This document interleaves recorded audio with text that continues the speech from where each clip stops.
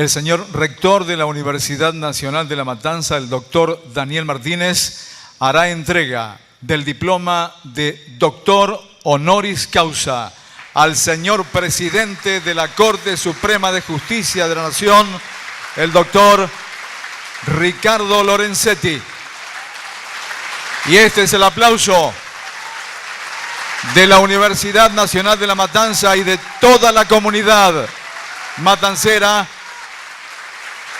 Aplauso de reconocimiento al señor presidente de la Corte Suprema de Justicia de la Nación, el doctor Ricardo Lorenzetti, quien nos honra esta tarde con su presencia.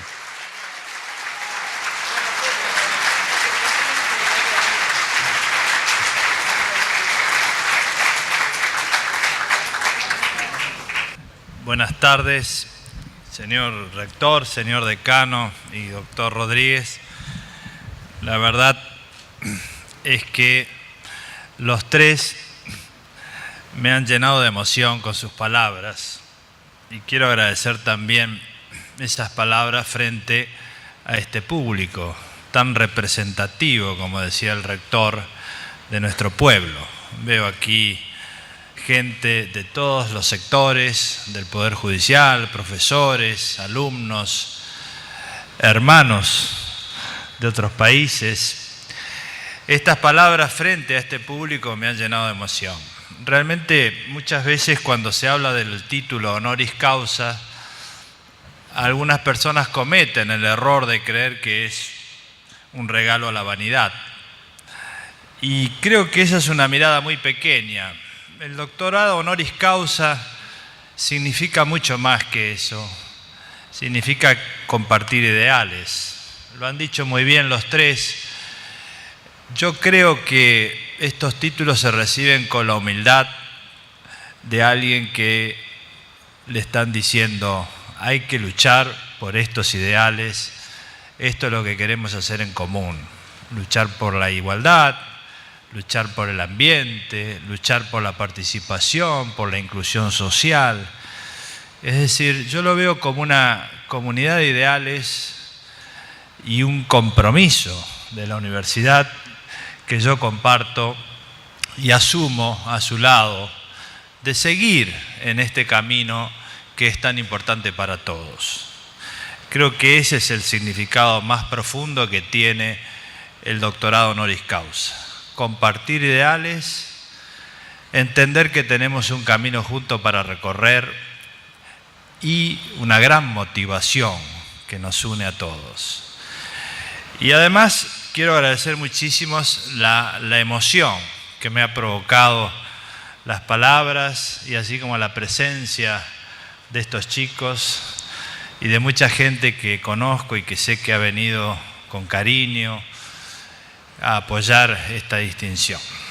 Lo que vamos a hacer ahora es entrar en un terreno un poco más frío, que es lo que uno debe hacer cuando se hace un acto de esta naturaleza, es brindar una conferencia, y esta vez va a ser sobre el Código Civil y Comercial de la Nación, que ya no es anteproyecto, sino que es un código sancionado. El Congreso lo ha sancionado y entrará en vigencia y será una realidad para todos los argentinos.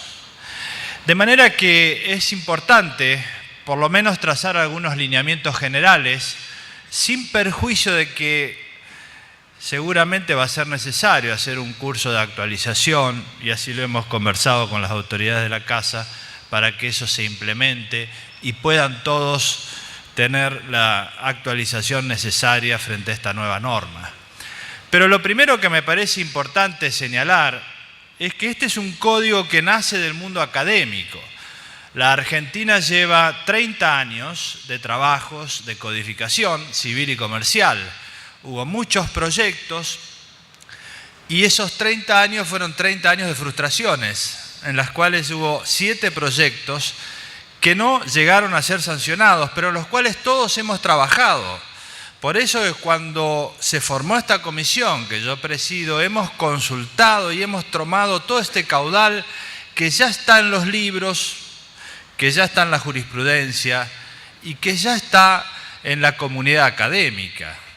Es decir, no se van a encontrar con sorpresas, con cosas incomprensibles, porque hemos tenido muchísimo cuidado, y esta ha sido una directiva nuestra.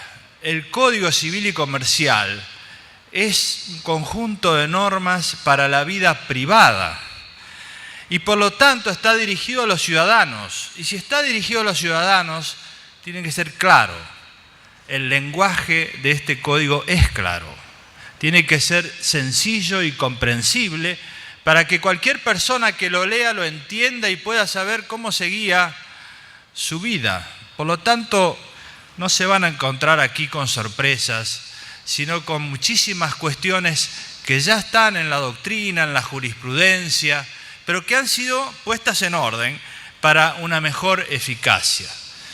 Pero lo importante de esta puesta en orden es que nosotros hemos trabajado mucho en los conceptos generales, es decir, en los paradigmas, es decir, en el cambio de concepciones que nuestra generación tiene y que no estaba en aquel código de hace tantos años. Y yo voy a hacer un resumen de este cambio de concepciones. Lo primero es una norma que está al inicio del código que dice que el juez tiene la obligación de decidir razonablemente. Esto es muy importante porque nosotros decimos que la decisión del juez o de la jueza es algo que es un producto profesional, pero está dirigido al pueblo. Y en la democracia es muy importante que el pueblo sepa cuáles son las razones por las cuales se toma una decisión judicial. Esto, dicho sencillamente en un texto del código, es un cambio de paradigma, de mirada, que ya lo estamos haciendo en el Poder Judicial con las conferencias nacionales de jueces. No solo mirarse a sí mismo y hacer una sentencia intrincada, compleja, hecha por un juez que estudia, dirigida a un abogado que también estudia, pero con las partes que no la entienden. No, la sentencia tiene que ser clara, razonablemente fundada. La razonabilidad, es decir, el argumento tiene que ser entendido. ¿Para qué? Para que las partes guíen sus conductas, pero sobre todo para que nuestro pueblo entienda cuáles son las normas y cómo las interpretan los jueces, para que todos hablemos el lenguaje del derecho en la vida social y económica. Este es un cambio importantísimo que no estaba en el Código Civil anterior.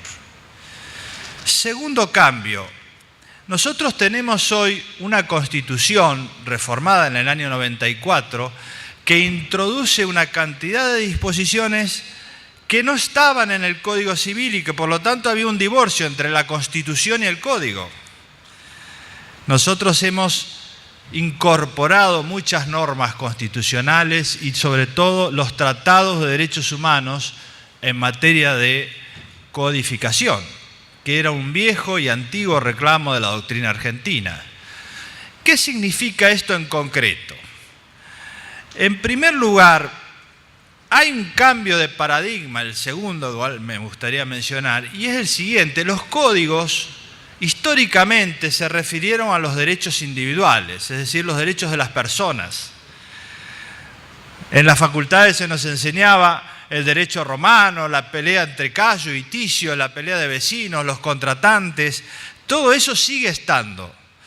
Pero también hemos incorporado los bienes colectivos que están en la Constitución en el artículo 43. Y por eso este código dice que los derechos individuales tienen que ser ejercidos de manera compatible con los bienes de incidencia colectiva. ¿Qué significa esto? Significa mucho. Significa primero un cambio de concepción respecto al liberalismo extremo, que dice que yo puedo ejercer un derecho aún destruyendo el bien común. Significa inclinarse por una concepción más armónica de la vida social. Significa proteger el ambiente, significa proteger los grandes valores de la sociedad. Y entonces se dice que si alguien ejerce un derecho abusivamente respecto de los bienes colectivos, el juez puede establecer algún tipo de interpretación limitativa. Este es un cambio importantísimo que no está en ningún código del mundo, pero que sí está en nuestra Constitución y que ahora va a significar un esfuerzo de la jurisprudencia y de la doctrina para que entendamos que los argentinos tenemos que ejercer nuestros derechos de manera compatible con el ordenamiento social, con el bien común, con la existencia de una sociedad, con los bienes públicos. No solo somos individuos que viven en una sociedad y sin la sociedad no podemos existir. Entonces no es posible el desarrollo económico ilimitado que contemplaban los códigos civiles del siglo XIX. Hoy el desarrollo económico existe, pero debe ser sustentable con el ambiente, para que las generaciones futuras sigan teniendo los recursos naturales y no los agotemos. Debe ser sustentable con la vida social, para que nosotros no llevemos nuestros derechos de manera de destruir el sistema. Por eso hay una cantidad de normas que articulan lo individual con lo público. Este es otro cambio importantísimo en este código. Tercer cambio de paradigma. Los códigos civiles históricamente regularon el patrimonio individual, es decir, los derechos de propiedad sobre la tierra, los derechos de propiedad sobre la vivienda. Acá se amplía enormemente la concepción sobre los bienes, de acuerdo a lo que dice nuestra Constitución y lo que pasa en nuestra sociedad. Nosotros hoy tenemos, y esto dice el Código, derechos de las personas sobre los bienes patrimoniales. Es decir, yo puedo ser dueño de una casa, de un campo. Tenemos también derechos comunitarios sobre bienes patrimoniales. Por ejemplo, la propiedad de los pueblos originarios, que son comunidades que tienen derecho de propiedad sobre bienes patrimoniales. Pero después tenemos derechos individuales sobre bienes que no son patrimoniales, por ejemplo, el cuerpo humano. Y este es un tema importantísimo hoy, porque el cuerpo humano en todo el mundo comenzó a ser visto como un objeto. Y ese objeto puede tener un contenido patrimonial. Nosotros decimos no. Hay que proteger la persona. Entonces, los derechos sobre el cuerpo humano pueden ser ejercidos con finalidad terapéutica, con finalidad de desarrollo, pero no pueden ser comercializados. Esta es una concepción muy importante de cara a lo que viene en el futuro, porque hoy la genética, los estudios de las neurociencias, todo esto está cambiando mucho lo que se puede hacer con el cuerpo humano. Y entonces es un código innovador de cara al siglo XXI. Y después están los bienes en relación a los bienes de incidencia colectiva. Y se dice que todos estos bienes que nosotros usamos no pueden desarticular la biodiversidad, el ambiente, es decir, poner de acuerdo los derechos sobre los bienes patrimoniales con los bienes ambientales. Este es un cambio de mirada, de paradigma muy importante que también existe en este código. Otro tema que ha sido central es la protección de la persona. Los códigos del siglo XIX protegían el patrimonio. Nosotros nos hemos centrado en la protección de la persona sin perjuicio de proteger el patrimonio. Por eso hay todo un capítulo destinado a la tutela de la persona que es muy importante. Pensemos nosotros que esta es la parte que más se va a usar en el ejercicio individual que cada uno de ustedes haga del Código Civil. Por ejemplo, el derecho a la imagen. Todos nuestros chicos hoy usan Facebook, el teléfono celular, mandan cartas, mandan mails, mandan fotos. La imagen está por todos lados. De acá a unos años, la imagen de todos nosotros va a estar en cualquier lado. Ya no vamos a ser dueños de la imagen. El dato personal. Pensemos que nosotros vamos a un sanatorio y dejamos los datos, vamos a un hotel, dejamos los datos. Pasamos por una calle y somos filmados. Pasamos por el médico y dejamos los datos. Los datos personales están en todos lados. Va a llegar un momento, y ya es hoy el momento, en el cual la organización de todos esos datos puede llegar a controlar la vida humana de distintas maneras. Aquello que los escritores como Orwell y Huxley imaginaron, hoy es una realidad. Una persona puede ir a pedir un trabajo, dentro de pocos años esto va a suceder y le van a decir, mire, yo no le doy trabajo porque sé, de acuerdo a la información genética que yo tengo, que usted se va a enfermar dentro de 10 años. No le voy a dar el seguro porque la información genética que tenemos en nuestra base de datos, o va a pagar más caro el seguro. Esto va a afectar la vida privada. Entonces nosotros tenemos que pensar estos problemas que ya están hoy y por eso hemos incluido los derechos personalísimos a la imagen, a la privacidad y la tutela de estos derechos personalísimos. Pensemos otro tema con la persona que es tan importante, que es proteger la libertad de aquellas personas que tienen capacidades diferentes. Por ejemplo, en la Argentina, como en todo el mundo, siempre fue muy fácil internar a alguien por razones de enfermedades mentales. En la Corte hemos tenido un caso, Tufano, en el cual una persona estuvo detenida 25 años en un establecimiento psiquiátrico, sin control judicial. Esto pasa acá y en el mundo. Y a medida que la población va creciendo y teniendo una población como es la Argentina con larga expectativa de vida, este problema se agudiza. ¿Por qué? Porque empiezan a haber muchas cantidades de personas que tienen un desarrollo normal, pero presentan algunas limitaciones mentales. Y es suficiente que un médico le firme algo y puede terminar internado, su patrimonio perdido. Esta es una realidad de hoy.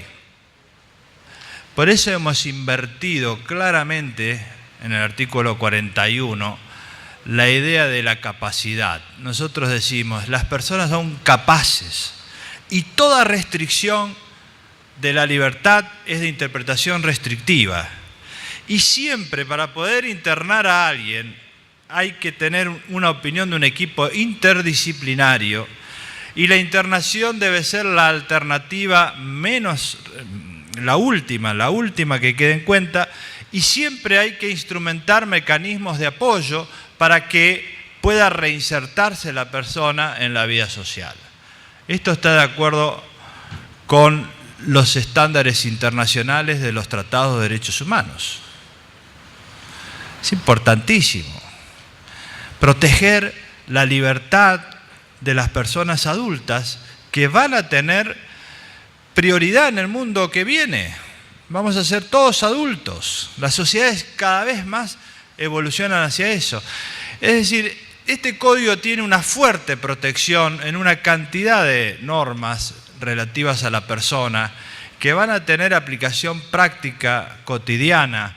Por ejemplo, la necesidad de un riguroso deber de información en los tratamientos médicos frente a los deportes de riesgo.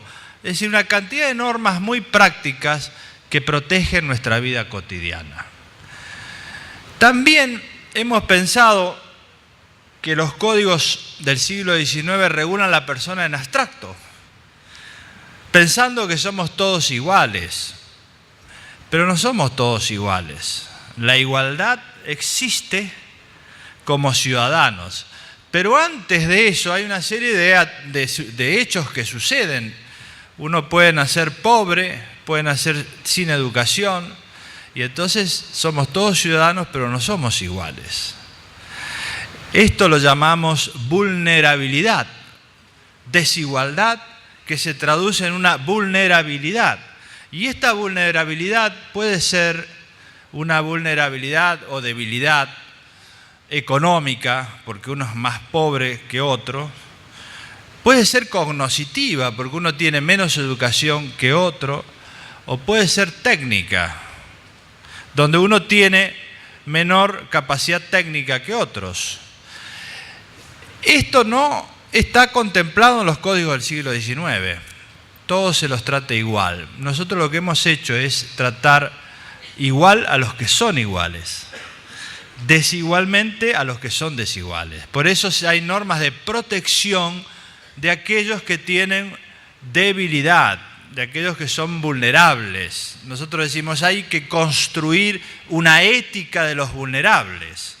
Por eso es que en este código, que es el primero en el mundo, se incorpora la figura del consumidor como aspecto central. ¿Qué significa esto? Nosotros tenemos los códigos, y este también lo tiene, que regula la relación entre personas que contratan, empresas, comerciantes, y esto está muy bien. Pero además, todos nosotros somos consumidores. Aunque seamos profesores de la universidad, jueces, empresarios, obreros, todos tenemos la suerte y también la desgracia de ser consumidores. Porque mientras uno consume, no se da cuenta que la vida entera de un ciudadano del siglo XXI es la vida de un consumidor. Nosotros nacemos muchas veces en clínicas privadas, mucha gente muere en clínicas privadas y es enterrada en cementerios privados. Uno viaja a trabajar en sistemas que son de transporte, y ahí se aplica la Ley de Defensa del Consumidor. Tiene teléfonos, computadoras, consume alimentos, juega en internet. Todo lo que hacemos, piensen ustedes lo que hicieron esta mañana, hasta ahora, casi todos son actos de consumo. En todos ellos pasan cosas. Y la mayoría de las cosas que pasan son las que hacen que nosotros seamos alegres o tristes al final del día, porque nos complican bastante los pequeños inconvenientes que sufre el ciudadano común frente a la gran estructura organizativa tecnológica actual en las relaciones de consumo. Por eso es que hay que proteger al consumidor. Todos ustedes saben que si no les anda el teléfono y quieren hacer un reclamo, pueden pasar horas hablando con una computadora. O si van a un banco y quieren un crédito, firman al menos 10 contratos conexos con ese, que significan una suerte de cautividad.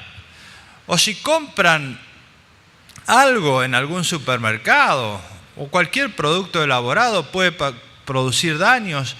¿O qué pasa con los alimentos actuales? Bueno, todo esto está contemplado en este código con normas que permiten la protección de los consumidores de manera muy importante, porque uno puede solicitar la declaración de abusividad de las cláusulas. Pensemos todos aquellos que toman préstamos, que compran viviendas, todo esto es la vida cotidiana. Bueno, hay que proteger mejor a los consumidores y esto está contemplado directamente. El código también contiene la protección del consumidor en los contratos electrónicos. Pensemos que los chicos actuales, los jóvenes, realizan actos de consumo electrónicos. Y cuando uno dice quiero comprar un libro, música, cualquier cosa que uno compre, cada vez más, viajes, por medios electrónicos, uno hace clic en la computadora y ahí acepta una cantidad de condiciones generales, y esas condiciones generales son las que rigen el contrato. Y cuando uno tiene un problema, ese contrato dice tiene que litigar en tal país a 1000 kilómetros de aquí, y ahí se terminó toda discusión, no existe el derecho. Por eso nosotros pusimos que en los contratos electrónicos se aplica la ley y la jurisdicción del lugar donde reside el consumidor. Estas son cuestiones prácticas que van a mejorar la vida de nuestros ciudadanos y sobre todo de aquí para adelante, porque la contratación por medios electrónicos es algo que crece extraordinariamente. Fíjense ustedes que la protección de los consumidores hoy es un gran tema que no estaba en los códigos civiles, y esto hace a la igualdad. Los consumidores necesitan tener igualdad respecto de las relaciones de consumo. Por eso es el primer código a nivel internacional que incorpora semejante cantidad de normas y entonces tiene regulada la relación de las personas que son iguales y la relación de las personas que no lo son, que tienen desigualdades. Entonces, esta es una concepción muy importante respecto de la persona, que se transforma en el centro del ordenamiento jurídico, civil y comercial, y que no es la persona en abstracto, sino la persona en concreto, con sus situaciones. La persona no es un ente abstracto que denominan las leyes, es la vida concreta, y por eso hay que regular el consumidor que consume, el anciano que tiene dificultades, los que tienen capacidades diferentes, los que son pobres, los que son ricos. Esa es la persona concreta que tiene que estar en la ley y no una persona abstracta que nadie conoce. En este sentido, la regulación de la persona en este código es muy concreta y muy cercana a la realidad cotidiana. El otro tema que ha sido muy debatido y que finalmente tuvo sanción es la regulación de las relaciones de familia, que es muy actualizada. Y acá hubo un gran debate. ¿Cuál es la obligación del legislador? El legislador tiene que ofrecer un modelo de familia que todos deben seguir. Esta fue la concepción del siglo XIX. No sé si todos saben, pero el Código Civil de Vélez Sarsfield en aquella época consagró el matrimonio católico. Y hubo un primer conflicto a los pocos años de sancionado el código, una pareja en la ciudad de Esperanza, cerca de donde yo vivo, en Rafaela. Una pareja de extranjeros se quiso casar, no lo casaron, no eran religiosos, eran inmigrantes europeos del norte. Fueron a la plaza y se casaron en la plaza frente a la comunidad. Esto provocó un gran movimiento social en la provincia de Santa Fe y el gobernador de aquella época dictó la primera ley provincial de matrimonio civil. Esto ocasionó un enorme debate con la consecuencia de la caída del gobernador. La ley fue puesta contra una pared y fusilada, literalmente. Así estaba, hoy hablamos de sociedades divididas. Divididas eran aquellas épocas. Fusilaron la ley. Después, con los años, se dictó una ley nacional de matrimonio civil y la sociedad evolucionó. Después vino la separación personal, el divorcio. Cada una de estas leyes generaron grandes debates y ahora viene el apocalipsis. Y no hubo ningún apocalipsis. Se sancionó la ley de matrimonio igualitario. ¿Cuál es la obligación del legislador? ¿Es darle un modelo para que la gente siga o respetar las decisiones personales de una sociedad pluralista? Una sociedad diversa, donde cada uno tiene derecho a vivir como quiere y el legislador tiene que darle opciones para que cada uno elija. Este fue el debate de fondo. Yo insistí mucho en esto porque yo estoy muy convencido de que la Argentina es una sociedad plural, es una sociedad diversa y es una sociedad multicultural. De manera que si uno quiere que la gente siga un modelo de familia, puede persuadirlos. Hay muchas maneras de convencer a la población de que siga un modelo, pero el legislador tiene que ofrecerles las soluciones a los problemas concretos. Por eso hay en este proyecto, que hoy es ley, un modelo muy amplio que contempla la realidad actual. Por un lado, el matrimonio, pero el matrimonio puede ser igualitario, puede ser con personas de igual o distinto sexo. Por el otro lado, la convivencia, que es un tema importantísimo en la Argentina. Piensen ustedes que muchísima gente de todas las clases sociales y de todas las edades, no es algo que se pensaba hace unos años de un sector. Hoy, cuando uno ve y analiza las estadísticas, en todas las edades y en todos los sectores sociales y en todo el país, la convivencia se ha difundido. No se casan, Se divorcian, conviven, se juntan, no se casan, jóvenes, grandes. ¿Y qué sucede? Cuando se separan, no hay una sola ley que establezca qué es lo que acontece, y esto genera grandes tragedias familiares. Y el legislador lo que tiene que hacer es solucionarles problemas a la gente, no agravarle la situación. Hoy los jueces dicen, bueno, acá hubo una suerte de sociedad, otros dicen no hubo nada, no tiene ningún derecho. Bueno, nosotros decimos, esto hay que regularlo. Si la convivencia tiene más de 2 años, hay derechos a la vivienda, hay derechos alimentarios. Esto es importante para solucionar problemas. Con el divorcio pasa lo mismo. La experiencia argentina muestra que los juicios de divorcio con causa, con imputaciones, han sido trágicos. Han sido trágicos. Terminan destruyendo la vida familiar que quedaba, la poca, y los hijos pagan esos costos. Por eso pensamos nosotros que el legislador y el juez no van a solucionar lo que las partes no quieren solucionar. Entonces, ¿qué se dice? Si la pareja dice se terminó, bueno, se terminó. Entonces presenta a cualquiera de ellos la solicitud de divorcio y el juez tiene que hacerle lugar, siempre y cuando presente un programa para solucionar los problemas que se discuten, los hijos, los alimentos y la distribución de bienes. Esto es importante. Para aquellas parejas que se van a casar también pueden hacer convenios prematrimoniales, que es una institución que se pedía hace muchos años. Es decir, hay un modelo múltiple, multicultural de relaciones familiares para que cada uno viva como desee. Esta es la libertad que hay que respetarle a todos los argentinos.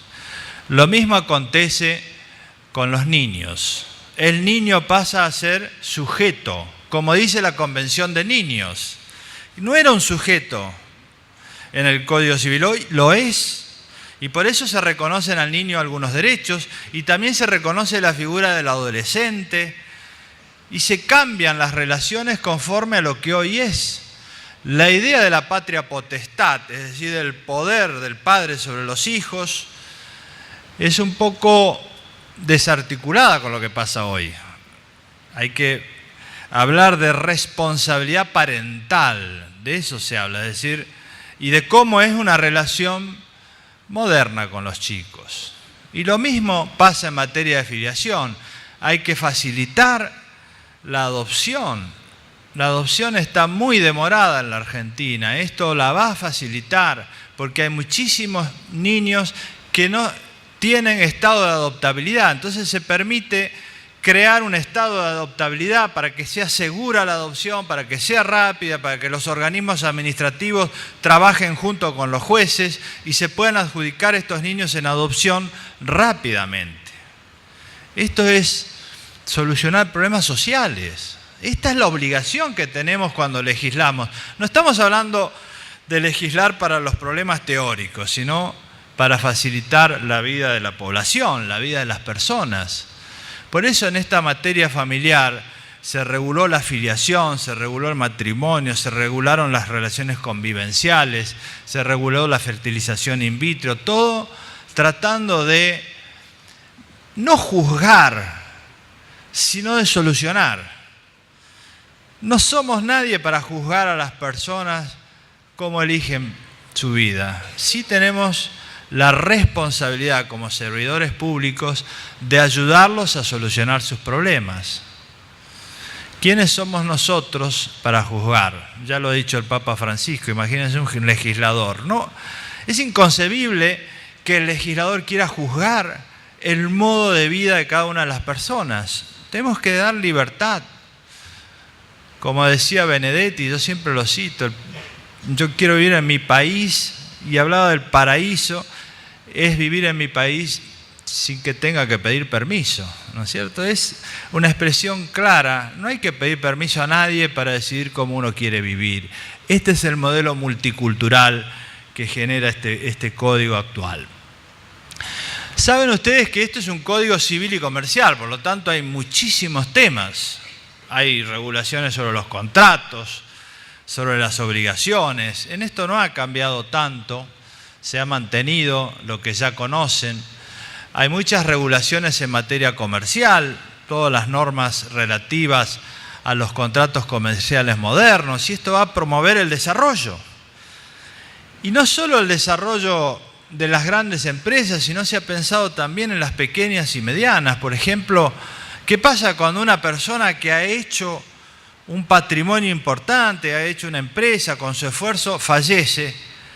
En la normativa actual, ese patrimonio se termina dividiendo y perdiendo y genera desempleo. Hay una norma especial para esto que permite mantener la indivisión durante un tiempo para preservar la unidad de la empresa, de la pequeña empresa. Esto ayuda. Hay normas relativas a las sociedades unipersonales para que puedan una persona tener distintos emprendimientos, es decir, una regulación comercial conforme con lo que es hoy la realidad argentina, que está llena de emprendedores, gente que se esfuerza, que quiere salir adelante. Tenemos que darle los instrumentos para que esto suceda, para que puedan hacerlo. Yo creo que en este código hay muchísimos más temas, por supuesto, yo no quiero extenderme demasiado, pero pensemos nosotros que la tarea de la codificación, al encontrar tantos temas, siempre es una tarea difícil. Cuando nosotros empezamos a hablar del artículo 1 que se refiere a la parte general, la relación del Código con la Constitución, después pasamos a las personas, a la familia, a la afiliación, a cuál es la capacidad, cómo se regulan los contratos, cuál es el régimen del comercio, es imposible que estemos de acuerdo en todo. Pero lo que se ha hecho es un enorme trabajo de consenso. Y por eso se hicieron todas estas audiencias públicas a lo largo y a lo ancho del país. Y por eso en la enorme mayoría de los temas hay consenso. No hay grandes discusiones. Y los temas que eran más conflictivos se sacaron. Es decir, los temas en los cuales había mucha discusión están en leyes especiales. Por ejemplo, el tema de los embriones no implantados está siendo tratado hoy en el Congreso. El tema del estatus de los embriones no implantados. La responsabilidad civil del Estado es una ley especial que podrá ser modificada o no, pero ya no está en el Código, que fue un tema muy discutido. El régimen de la propiedad indígena va a una ley especial, que fue otro tema discutido. Es decir, lo que ha quedado dentro del Código, que son la mayoría de sus normas, no ofrece mayores discusiones. Lo que sí tenemos es la enorme responsabilidad de llevarlo adelante, porque un código es una obra colectiva, es una obra de todos, es la representación de un común sentir de una generación. Piensen ustedes que las grandes obras colectivas son lo que una generación piensa acerca de cómo se debe regular la sociedad. Y esta generación tiene ideas muy claras. Nosotros pensamos que hay que respetar los derechos humanos, pensamos que hay que buscar la igualdad, pensamos que hay que proteger una sociedad multicultural, pensamos que hay que promover el desarrollo económico a través de la asociación de pequeñas y medianas empresas. En todos estos temas hay mucho consenso en la Argentina y este código lo expresa.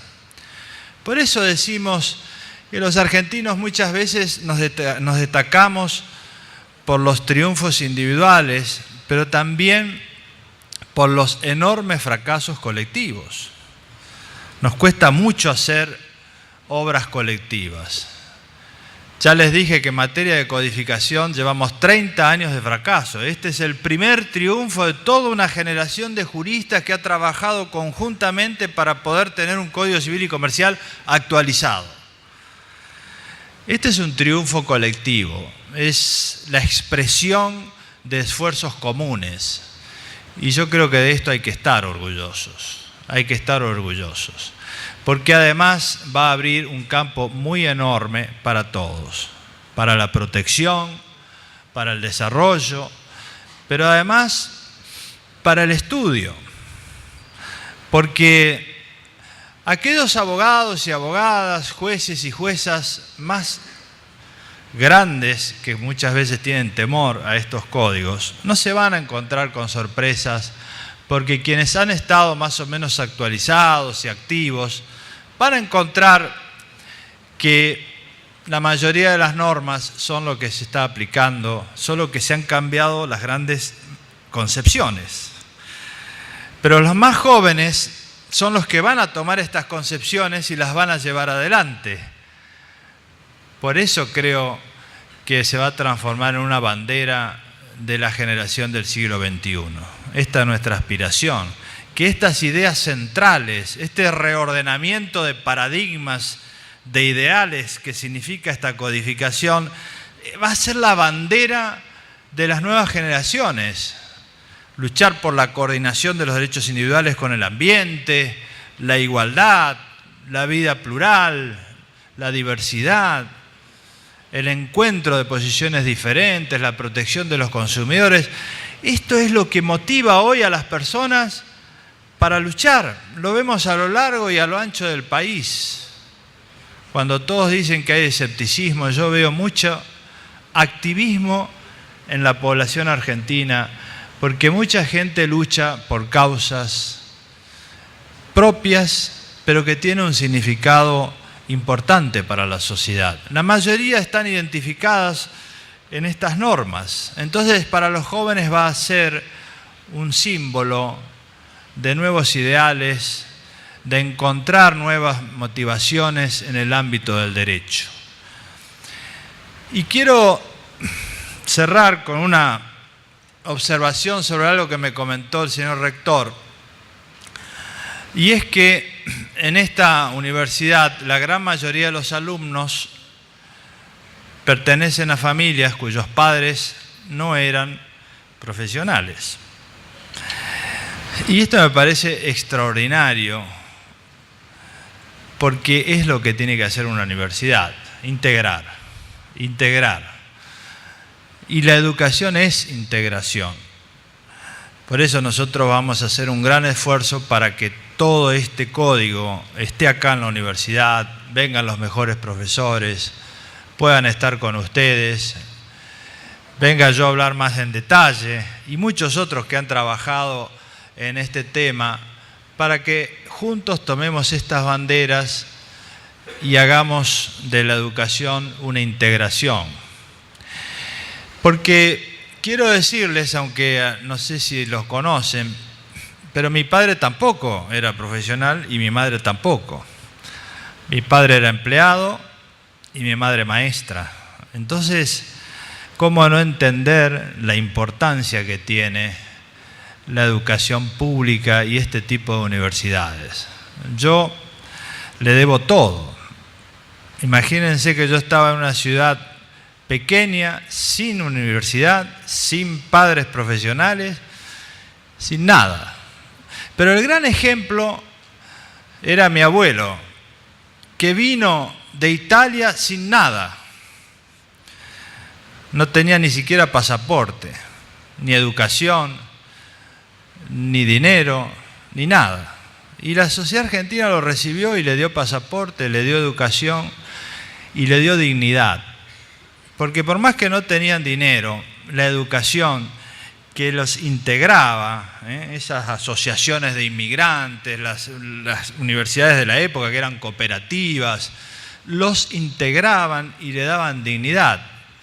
La pobreza era digna y podían pensar en el futuro, podían decir, bueno, yo si hago que mi hijo estudie, puedo cambiar mi vida, la de él y la mía. Y así llegamos hasta acá, en pocos años. Fíjense en la importancia que tiene la educación pública en un país y la educación pública para cada uno de ustedes. No dejen de defender lo que tienen, no dejen de entusiasmarse con esta universidad, no dejen de estudiar, no dejen de tomar estas innovaciones como propias, porque la educación es lo que los lleva adelante, es lo que nos va a hacer más integrados, es lo que permite la movilidad social y es también lo que permite tener un sentido en la vida. Porque la vida sin ideales no sirve absolutamente para nada. Uno puede tener mucho dinero, pero estar deprimido. En cambio, si tiene ideales, si sabe por qué está en el mundo, si tiene alguna razón por la cual vivir, va a ser distinto. Yo creo que este es nuestro gran mensaje y espero que todos nos entusiasmemos y trabajemos en lo mismo. Muchas gracias nuevamente.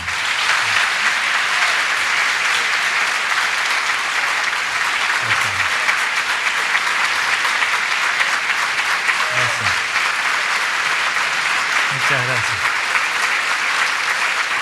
Gracias.